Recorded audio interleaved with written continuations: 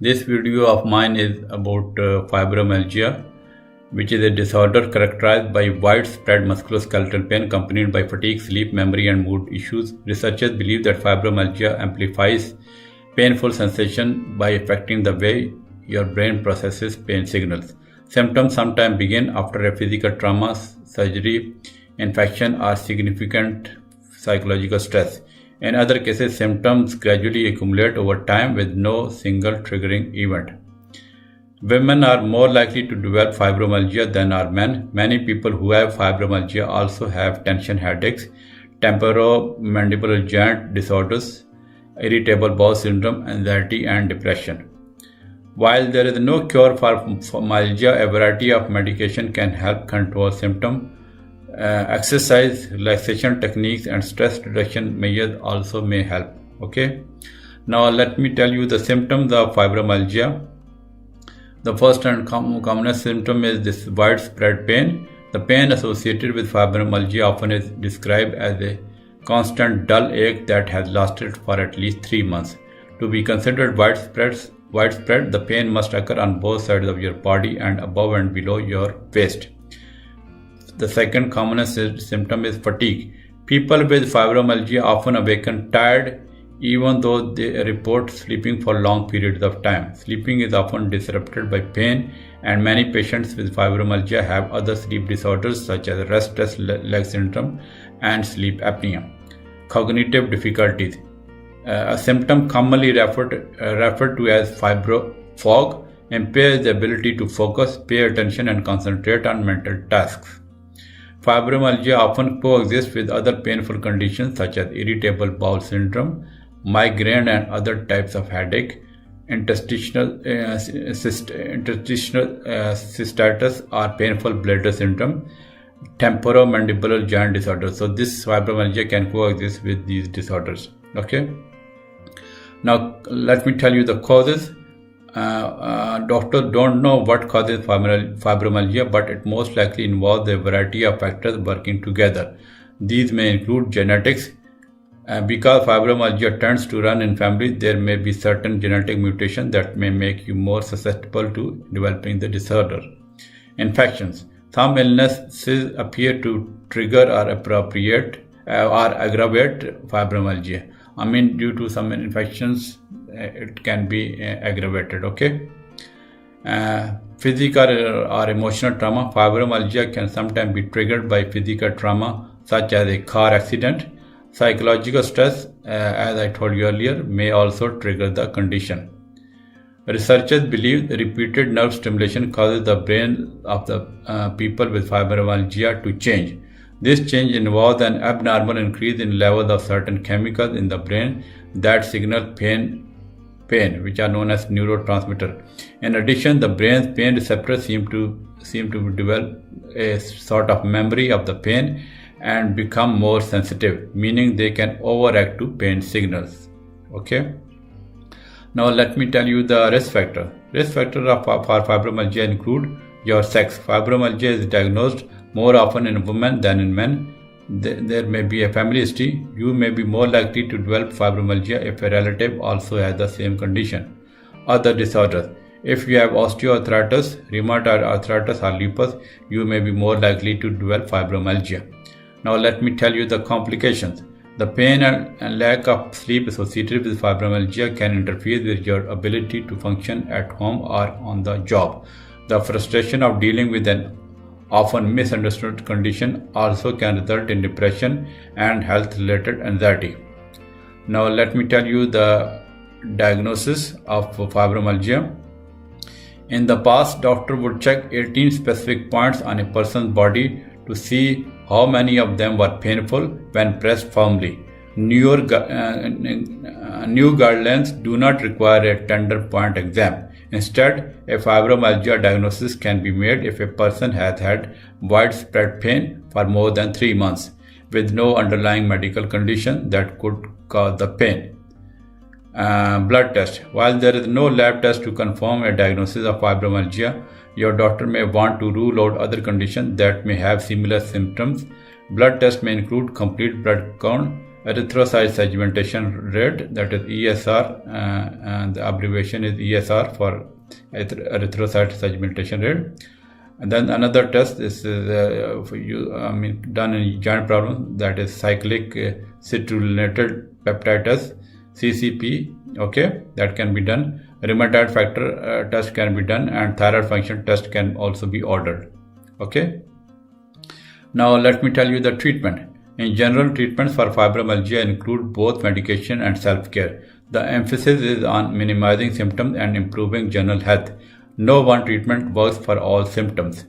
Now let me tell you the medications. Medications can help reduce the pain of fibromyalgia and improve sleep. Common choices include pain relievers, over-the-counter pain relievers such as acetaminophen, which comes with the name of Tylenol, ibuprofen, which comes with the name of Advil, or naproxen sodium may be helpful. Your doctor might suggest a prescription pain reliever such as tramadol. Narcotics are not advised because they can lead to dependence and may even worsen the pain over time. Antidepressants.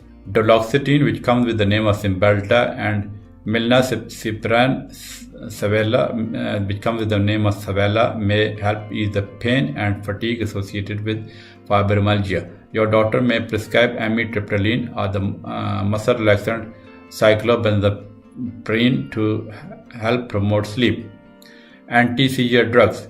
Medications designed to treat epilepsy are often useful in reducing certain types of pain.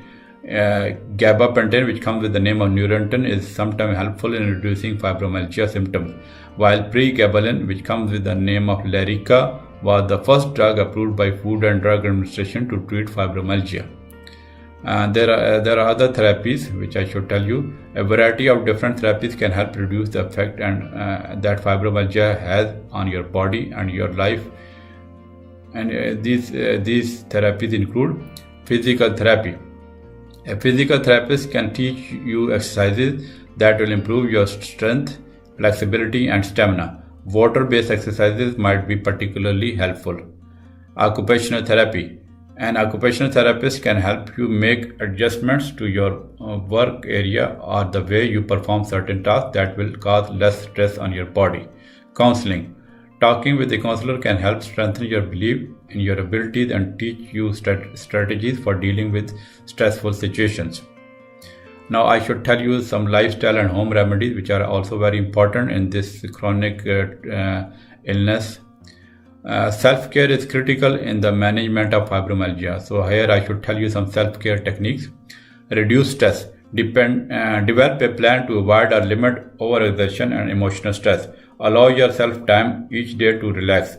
That may mean learning how to say no without guilt, but try not to change your routine completely. People who quit work or drop all activity tend to do worse than do those who remain active. Try stress management techniques such as deep breathing exercises or meditation.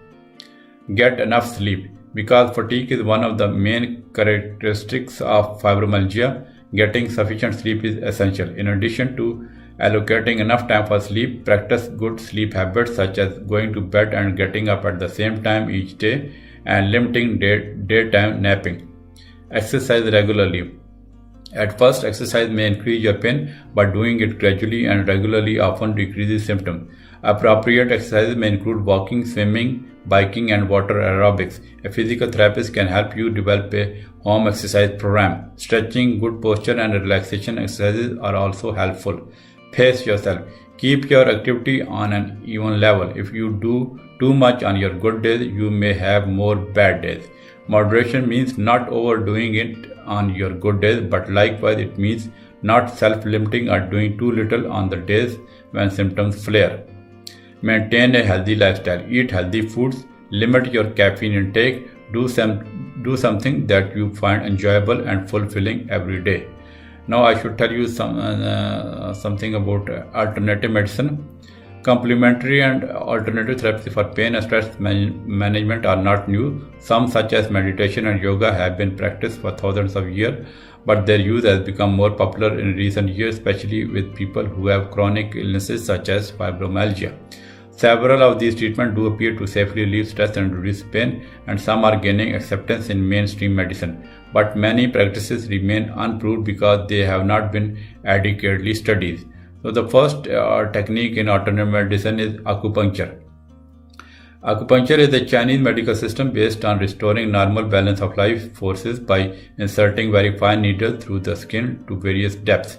According to Western theories of acupuncture, the needles cause changes in blood flow and levels of neurotransmitters in the brain and spinal cord. Some studies indicate that acupuncture helps relieve fibromyalgia symptoms, while others show no benefit. Massage therapy, this can be very effective. This is one of the oldest methods of healthcare still in practice. It involves use of different manipulative techniques to move your body's muscles and soft tissues. Massage can reduce your heart rate, relax your muscles, improve range of motion in your joints, and increase production of your body's natural painkillers. It often helps relieve stress and anxiety. Yoga and Tai Chi. These practices combine meditation, slow movements, deep breathing, and relaxation. Both have been found to be helpful in controlling fibromyalgia symptoms. Well, this was my detailed video about fibromyalgia. I hope you like this video. And till now, if you haven't subscribed my channel, then please do so now. And if you are suffering from any illness such as fibromyalgia or any other illness, please post your comment and I'll try to make a video about your illness. If not possible, if I don't find a time, then I reply to your comments, because I reply to almost every comment. Okay. And if you think that my video provides some sort of benefit to you, then please give a thumbs up to this video, and do not forget to share this video with others on social media platforms such as Facebook and Twitter. Okay, thanks for watching this video. See you in next video. Bye for now.